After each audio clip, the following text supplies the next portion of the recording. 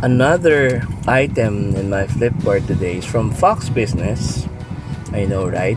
Fox Business.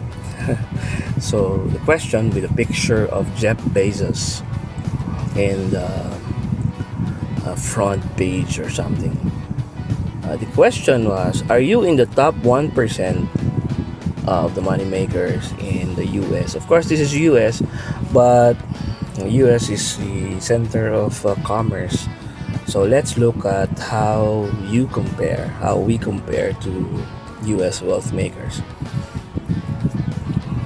Okay, so this is going to be heart aching for us middle class in the Philippines. Are you in the top 1%? Here's how much money you need to earn in the US. 2018, the median US household income was 63,200.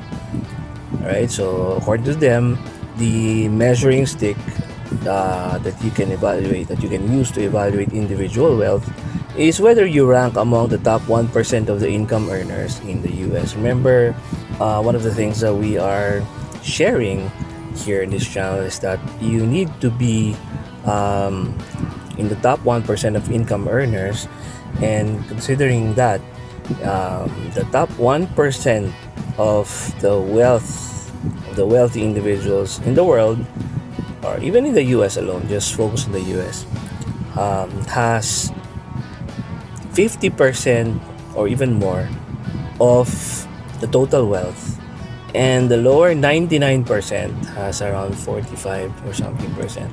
So meaning that's how the income or the wealth distribution, that's how worse it is in the US alone, right? What more in the Philippines, what more in other places of the world. So according to Federal Reserve data, the wealthiest Americans owned about 36.8 trillion in asset before the coronavirus pandemic. Okay? And that's almost 50% of the total wealth in assets, because if you will look at this, their assets is 36.8 trillion dollars, right?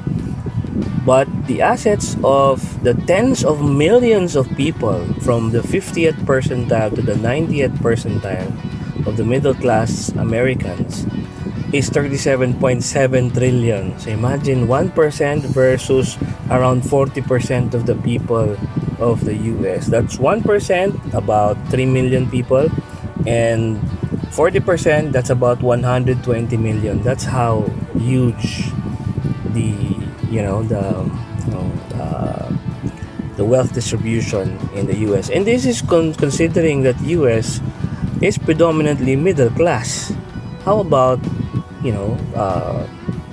places like the Philippines, wherein I think it's going to be a lot worse, because the middle class here, especially us middle class, there is the upper middle class, which clearly I'm not part of, the middle class, and then the lower middle class, and then we have the big chunk of the lower, the poor people, especially the below poverty line, which I think in the Philippines correspond to about 80%.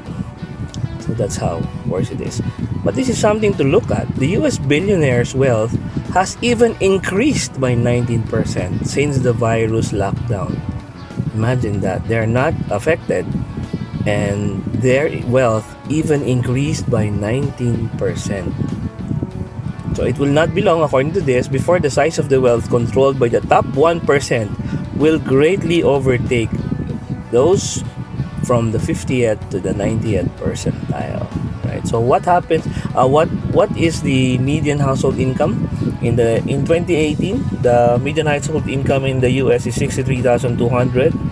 Now the median income for men was 55,300, and for women is 45,100.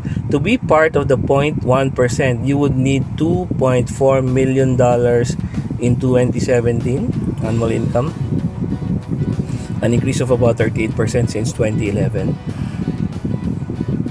Okay, so there's even a Wall Street protesters rally with the slogan, "We are the 99%." So how much wealth, how much income do we need in order to be part of the top 1%? In order to be considered as top 1% of the US, you need to earn about $488,000. That's the answer. Now, according to this, if you want to be part of the top 0.1, you need to earn $2.4 billion in 27. That's how big it is.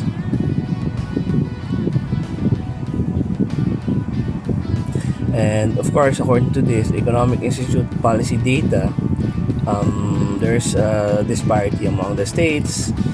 The top 1% varies state by state. For instance, in Connecticut, an individual needs to earn about 700,000 a year, but just it's at 371,811 in Georgia. So that's it. That's how the wealth situation is in the US, and I'm sure it is much worse here in the Philippines. The only problem is we don't have a lot of data here in the Philippines. The makers of the data, the interpreters of the data, are hiding the data so that the 99% people don't really know what's going on. Right? Do you agree? Okay. Please agree because that's correct.